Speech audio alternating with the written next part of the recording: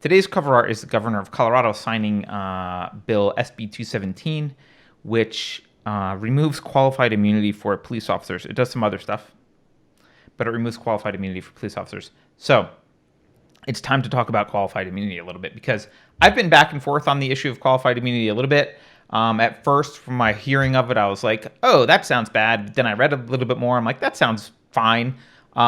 So why don't we just unravel this a little bit so that people can understand what it is? Because it's thrown around like, people throw qualified immunity around like, police officers aren't responsible for any of their actions. Like, that's not true, and it's not what qualified immunity is. So first of all, qualified immunity is a Supreme Court precedent. They said it in 1967, and it applies to all government officials, not just cops, with discretionary behavior. So not like clerks who are filling out forms and stuff, but if you have to use your judgment in a situation, that's when it applies. The government is still liable for your behavior in those circumstances, but you personally aren't liable. And the idea is this was a response to a real problem. And anyone who's over 40 has seen this. The frivolous lawsuit culture has gotten completely out of control. Right? I mean, since the time that we were young, Carrie, when, you would, I don't know, ride bikes without helmets and, sit in cars without seatbelts, like the safety Nazis have won. And not only that, everything is everyone else's responsibility. This is, again, by the way, as an aside, this is one of the reasons culture matters more than laws, because culture is in the courts. Juries behave off of cultural norms, not laws. Sorry, what were you saying? Yeah, yesterday I was blessed with being able to go to a pool on this trip, and the diving board is one of these new diving boards that doesn't have any spring in it really at all. And remember when we were kids, there's a lot of spring in the diving board, and the person was telling me that it's hard. They don't make those anymore. You can't get one even if you want one, because they don't want to be liable for any accidents that happen from the extra spring in the board. I'm like, come on, can we just get a fun diving board? Okay. Right. So the safety Nazis who we've talked about before, they're ruining everything. But there is a real problem in our culture of absolutely frivolous lawsuits. Right. There's a reason that the 5-gallon bucket has like a warning on it about not throwing your toddler in it upside down and filling it with water. Like, yes, only a moron would do that, but some lawyer decided that disclaimer is necessary on the side of the bucket because you're going to sue the bucket company because you people are idiots. Not people on our chat, but like these people are suing this, and juries will award them stuff. So this is like I will let you get back to the point, but for just another frivolous aside, this is like the nurses who have told me that they've had to put, because they get so many kids and adults in the ER with random things shoved in their orifices, that they have to put on kids' toys now, like, don't put this ladder in your butt. Like, why are we catering to the dumbest? Right. Well, the reason for that is, as much as I would love to blame lawyers, the reason for that is society, our culture, is full of a bunch of morons who will vote on a jury to award $3 million to the mom of the toddler who stuck the ladder up his butt because it didn't say don't put the ladder up your butt, and like got injured. Like, that's why. You can only have, if you've got a low enough IQ and you've got a bad enough culture, suddenly this is what happens. So look, the frivolous lawsuit issue is real. Now imagine as a police officer, you're doing your duty, you're making an arrest. It almost doesn't matter what you do. Like you make an innocent error, or someone trips and falls, or you don't do something exactly right, or you think it's this way but it's not, whatever. You need, in order to actually recruit anyone to have that job, they interact with the public all the time. Mostly it's a lot of times they have to use force, which is just like a very difficult situation to be in to judge. So there's a lot of discretion that needs to be used as a police officer. And so you need some level of immunity. And so what qualified immunity is not blanket immunity.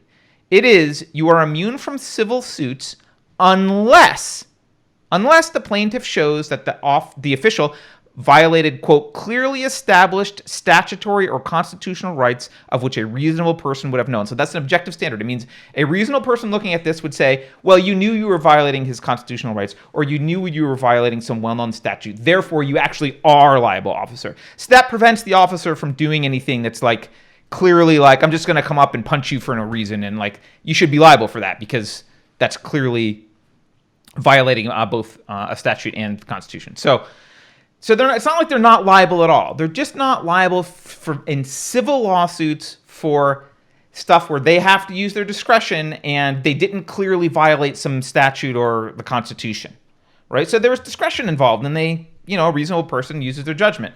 And you can't just sue them for that all the time, because otherwise they're going to get judgments against them constantly for every interaction. Because, by the way, you're sticking them out to like, go deal with the criminal element of society. Enjoy the lawsuits, right? Like, it makes sense from that perspective. Now, what's happened, apparently, again, juries can be wrong both ways. When culture's bad, it's often bad on multiple levels. Apparently, the qualified immunity argument has been used more increasingly in the past to justify excessive force and deadly force that wasn't justified, right? And so that's where the opposition to it's coming in. People are saying like, oh, well, it's been used in these cases to justify excessive force. It shouldn't have been. They shouldn't be immune. Now, remember, the city's still in charge. Like, the city's still liable. The government's still liable. It's just we're talking about the individual is not liable in these cases. And that's the argument against it. So that's what's been going back and forth. And the governor of Colorado signed this bill 217. And he is removing qualified immunity from police officers he's saying you're explicitly liable. Now, I think a lot of officers, from what I can tell, are walking off the job, right? Of course, I would walk off the job. Like, yeah, of course you're going to walk off the job. Because now you are, every interaction with the public, you are potentially, imagine going to McDonald's and like, if you serve the burger and it's the wrong thing, you're personally liable and they can sue you for like what the hell, right? Or like the burger patty, like, doesn't matter, like the burger patty has a thing in it and you're personally liable, or you gave them onions and they're allergic and you didn't realize it, like, you're personally, like, it's ridiculous. But that's the, and that's the situation you're putting in. And I was thinking about this, why this discussion bothers me so much, because I have friends on both sides of this. I absolutely, as someone who's like a voluntarist, I absolutely have friends who are like, abolish the cops, do away with the cops, like, go this route. I think that's tactically a stupid thing, but we both have the same end in mind, which is like a voluntarist society. I don't think that's the right way to go about it, which I can talk about sometime if you want. And I also have friends who are cops, right? And who are like, this, we need law and order. We like this. We can't be treated like this. Blah blah blah. And so I get it. And I was trying to figure out like, why does this really bother me so much?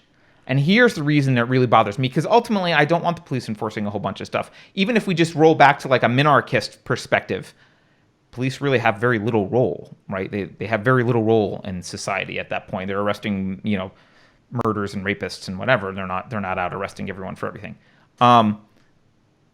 Here's why it really bothers me, Carrie. This entire qualified immunity conversation that we're having is all about shifting responsibility onto the lowest level. I don't mean this in a bad way, but the lowest level government employees away from the higher levels. Qualified immunity applies to government officials, right? So it's not the mayor that's getting in trouble. It's not the police chief. It's not all the bureaucrats. It allows all the officials to get away, to operate with complete immunity. So they can stand in front of the public and they can say, just like the Fulton County DA, right? Tasers are deadly weapons. Tasers aren't deadly weapons. They can say whatever they need to say. They have zero liability. They're not responsible for the outcome of anything. They can set up impossible situations so they can go out in public and promise A and not A at the same time to the public, right? And then they can set up a situation for law enforcement where the cops literally have a no-win situation, and all the responsibility for everything is rests on the lowest level officer who's just trying to do his job. Like, it all rests on him. So they can say, go fight crime for us, but if anything upsets the criminals or their families, you're personally liable. So just to summarize for people who zone out like me, you think qualified immunity is bad? I think I was a little bit more nuanced than that. I'm asking you to summarize, though. I'm asking you to summarize. Don't zone out.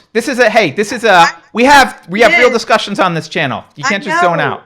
No, I'm zoned in. But just to summarize, because we do a little you think it's bad because it's the little people who actually do the jobs who are being made liable for anything that the company or the organization does that the higher ups find wrong.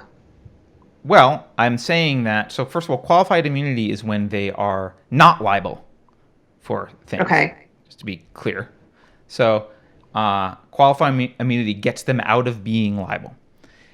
The precedent of qualified immunity is supposed to apply to every government official, not just the cops, but the mayor. Okay. Right? Everyone. Right? But the discussion that we're having now is we have a high level of official that can speak out of both sides of their mouth and say, tasers are deadly, tasers aren't deadly. They can then, to their underlings, set up impossible circumstances for actually operating, because they can literally have contradictions that they're stating publicly and tell them to do the contradictions, behave in this contradictory manner. So now the cop goes out and he's faced with, here are the two options, right? Let's choose this Rayshard Brooks guy. Here's the edict to the cops: go arrest people for drunk driving. If that person happens to resist arrest and throw your partner to the ground, giving him a concussion, and steals the taser and runs away and shoots the taser at your face, you have two options. In the first option, you can try and stop him, but if you happen to kill him, the fault's 100% yours and you might face the death penalty. Or you can let him go. But if he hits you with the taser, he'll be able to steal your weapon and use it against you and use it against your partner and possibly anyone else. So you might also face the death penalty there. But if you survive it, that will also be your fault for whatever damage. It's like, well, there's a no-win situation. The cop is in a no-win situation at that point. And what I don't like about this is that, I know we're reading books about, I'm reading books. I think we're supposed to be reading Ordinary Men, which I haven't started yet, which I will. We'll have a book club discussion about it this weekend. This coming week, guys. Yeah, I did read Stanley Milgram's book about authority, because I wanted to really understand the Milgram experiment very well. And we don't have to get into this right now, but okay, I personally don't want to live in a world where people delegate their moral authority to other people. That's not a world I'm looking for at all. However, we do live in that world, and most people, I think, actually do want that. That's what you ask for. And like when an authority figure says to do blah blah blah, the soldier or the subordinate is supposed to say yes. That's the world that I don't want, but a lot of people want. That's the world we live in, right? And in the Milgram experiment, for example, 2/3 of the people just listened to the authority, no matter what. They were hurting someone, 2/3 of the people went all the way to give them the maximum voltage. Right. We can talk about that, right? So we live in this world.